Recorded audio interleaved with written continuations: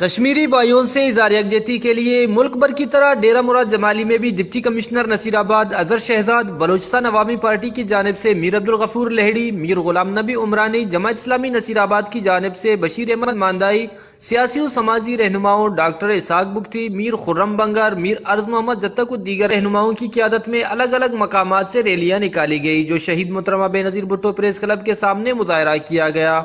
ریلیوں میں کشمیری مسلمانوں سے اظہار یکجہتی کے لیے مختلف محکموں کے آفیسران، پارٹیوں کے عہدیداران و ممبران، اسکولوں کے طلباء نے بڑی تعداد میں شرکت کی۔ ریلی کے شرکاء نے کشمیر بنے گا پاکستان، کشمیر کی آزادی تک جنگ رہے گی کے فلک شگاف نعرے بازی کی۔ ریلی کے شرکاء نے پینا فلیکس اٹھائے ہوئے تھے جن پر کشمیریوں کے حق میں کلمات درج تھے اور کشمیری پرچم بھی لہرائے ہوئے تھے۔ قائدین نے ریلی کے شرکاء سے خطاب بھی کیا۔ اس موقع پر ریلی کے مقررین نے وش نیوز سے بات چیت کرتے ہوئے کہا: اہلیہ نے نصیر آباد شہدیزو کی چھختر کشمیر برادری آنگو ایشانی پیار ہے، انشاءاللہ کشمیر پاکستان بھی انشاءاللہ۔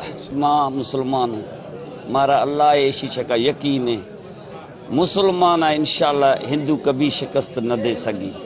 آج کشمیری بہن بھائیوں کے ساتھ ہماری یکجہتی کا دن ہے، تو اس سلسلے میں ضلع انتظامیہ کی طرف سے ہم نے اپنے کشمیری بہن بھائیوں کے لیے کشمیری یکجہتی کا دن منایا ہے، جس میں ہم نے ریلیز بھی آرگنائز کی ہیں اور بہت سے ایونٹس ہیں جس میں ہم کشمیر کو یاد رکھیں گے اور اس کے لیے ہم اپنی یکجہتی کا اظہار کریں گے۔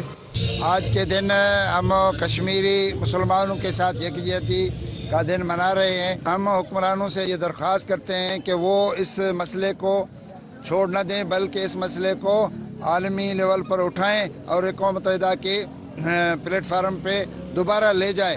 ریلی کے قائدین اور ریلی کے شرکاء کا کہنا تھا کہ کشمیر پاکستان کی شہرک ہے اور ہم اپنے شہرک کو کبھی بھی کافروں کی ہاتھ میں نہیں ہونے دیں گے۔ کشمیر کی آزادی تک ہم مظلوم کشمیریوں کے حق کے لیے آواز اٹھاتے رہیں گے۔ کیمرہ ٹیم کے ساتھ ریاض بلوچ، وش نیوز، نصیر آباد۔